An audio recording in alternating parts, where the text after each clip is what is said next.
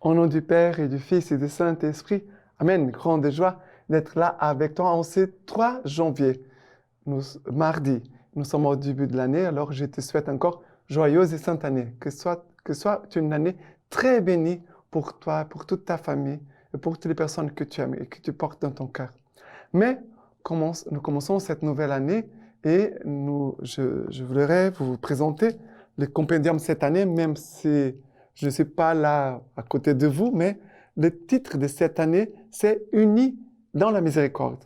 Alors, la parole de Dieu veut produire en nous un cœur de miséricorde et d'unité, unis entre nos frères et sœurs, unis à Dieu, et dans cette unité, de faire présente la miséricorde de Dieu.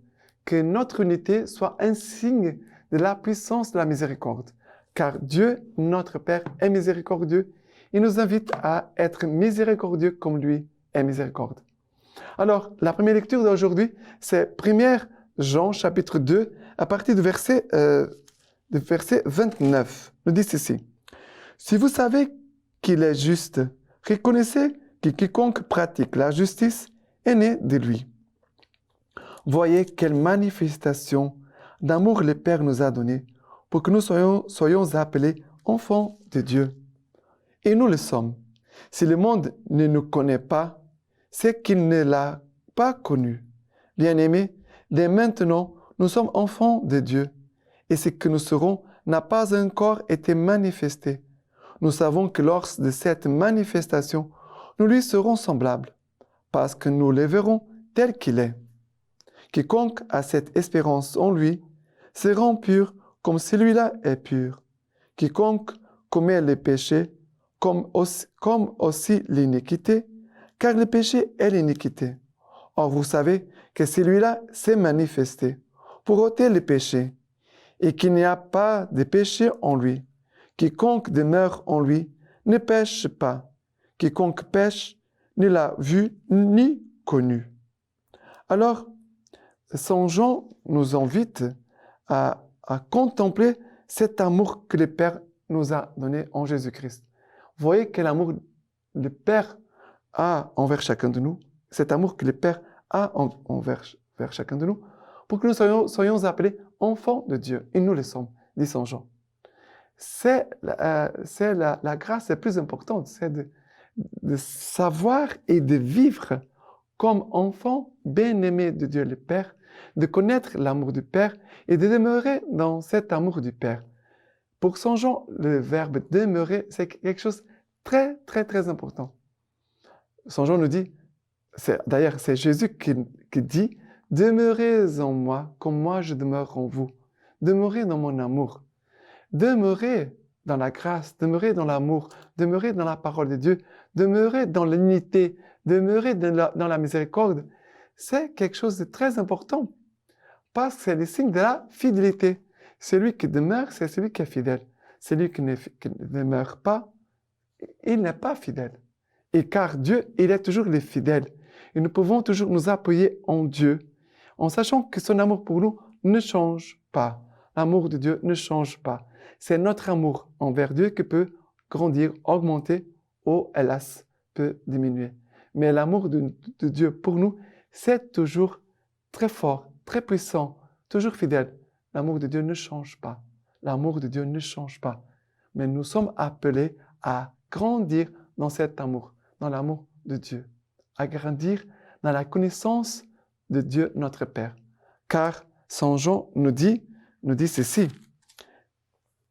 Or, vous savez que celui-là s'est manifesté pour ôter les péchés et qu'il n'y a pas de péché en lui. En Jésus-Christ, il n'a pas de péché, il vient demeurer en nous pour enlever de nous le péché, pour que vraiment Dieu puisse être tout en tous. Maintenant, le psaume d'aujourd'hui, c'est le psaume 98, à partir du verset 1. Chantez au Seigneur un chant nouveau, car il a fait des merveilles. Le salut lui vint de sa droite, de son bras très saint. Et après, verset 3. Tous les lointains de la terre ont vu le salut de notre Dieu. Acclamez le Seigneur toute la terre, éclatait en cris de joie, jouait pour le Seigneur sur la harpe, au son des instruments, au son de la trompette et du corps acclamé à la face du roi, Dieu le Seigneur. Alors ici, dit, tous les lointains de la terre ont vu le salut de notre Dieu. Ça veut dire tous les hommes de cette terre sont appelés, invités à venir à Dieu. Dieu nous appelle sans cesse et veut aussi nous faire connaître son amour. Car l'amour de Dieu, c'est gratuit. L'amour de Dieu, pour nous, c'est gratuit. Il n'a pas un prix pour recevoir l'amour de Dieu. Seulement, si on pourrait mettre une condition, c'est vraiment de nous ouvrir dans la foi et dans l'humilité pour laisser l'amour de Dieu entrer en nous, pour que cet amour puisse atteindre tous les lointains de la terre. Ça veut dire dans tout notre être, toute notre histoire, tout ce que nous sommes aujourd'hui et tout ce que nous serons, que tout cela soit inscrit dans l'amour miséricordieux de Dieu, unis dans la miséricorde. Tous les lointains viendront pour adorer. Tous les lointains de la terre viendront pour écouter le Seigneur et pour lui rendre hommage, pour l'adorer, pour le glorifier, pour le louer. Et maintenant, l'évangile d'aujourd'hui, c'est Jean chapitre 29, à partir du verset, chapitre 1, à partir du verset 29. Le lendemain, il voit Jésus venir vers lui et il dit, « Voici l'agneau de Dieu qui enlève les péchés du monde. C'est de lui que j'ai dit, derrière moi vient un homme qui est passé devant moi, parce qu'avant moi, il était.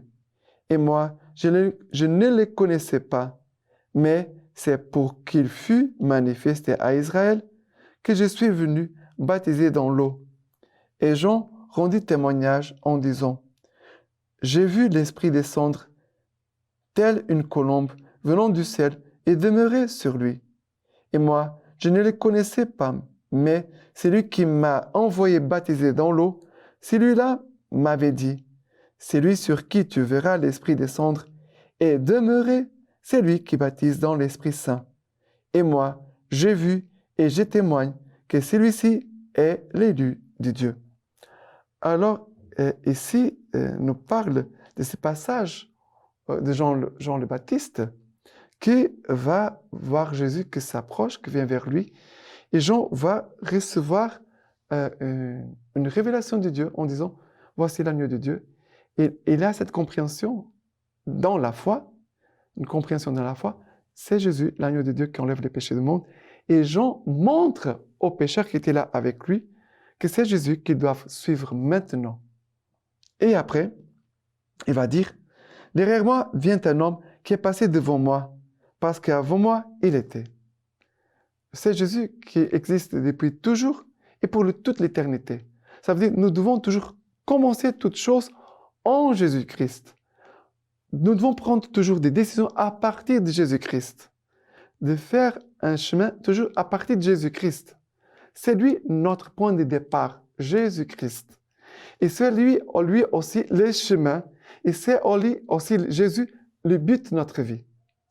Tout commencer dans le Christ, vivre dans le Christ, et à la fin de notre vie, aller vers le Christ. Mais qu'est-ce qui se passe ici?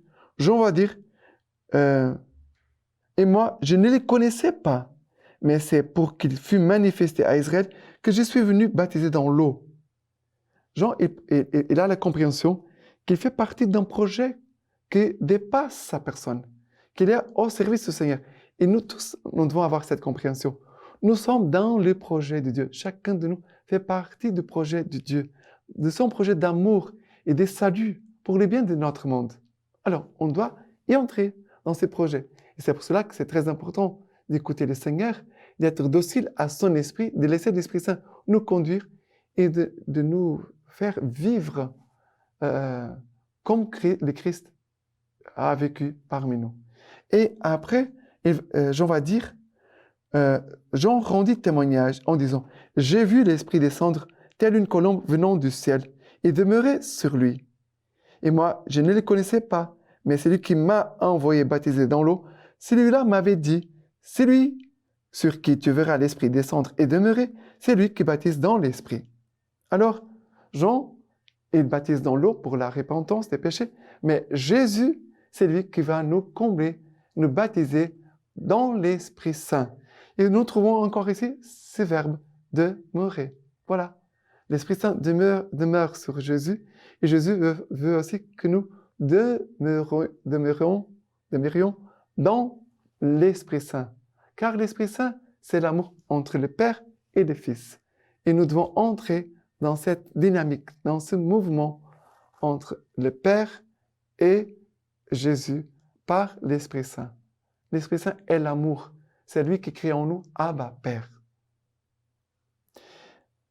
Voilà la parole de Dieu. Maintenant, la lecture patristique d'aujourd'hui. Nous célébrons aujourd'hui les très saints noms de Jésus. Les très saints noms de Jésus. De Saint Augustin, il dit, « Voici qui vient le Seigneur en personne, maître des charités, rempli de charité, comme il avait été prédit de lui, et donne brièvement sa parole sur la terre. Et il montre que la loi et les prophètes se résument dans les deux préceptes de la charité. Rappelez-vous avec moi, mes frères, quels sont ces deux préceptes, car ils doivent être bien connus et ne pas venir seulement à notre esprit de temps en temps, quand nous nous en souvenons. Ils ne doivent jamais s'effacer de nos cœurs. Songez toujours qu'il faut absolument aimer Dieu et les prochains. Dieu de tout ton cœur, de toute ton âme et de tout ton esprit, et ton prochain comme toi-même. » Et maintenant, je vous laisse la bénédiction par les mains toutes pures de la Vierge Marie. Que Dieu Tout-Puissant vous bénisse et vous garde, le Père, le Fils et le Saint-Esprit. Amen.